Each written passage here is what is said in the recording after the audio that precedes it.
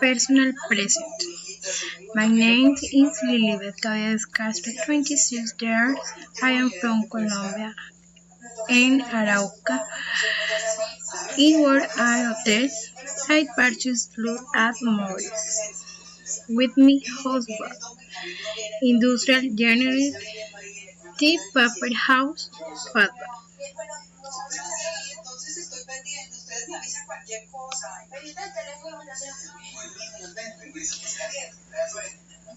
My mother is Ganadería Cabezas Castro.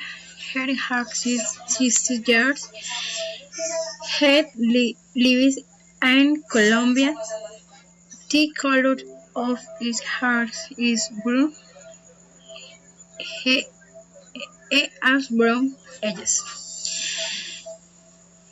His eyes is a lot in textures. My father is Alejo Caviedes.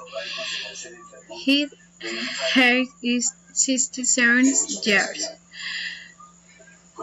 The province is a baker.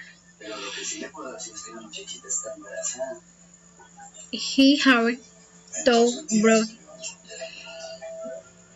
He had one brother. My sister Yadira is 40. My brother 30.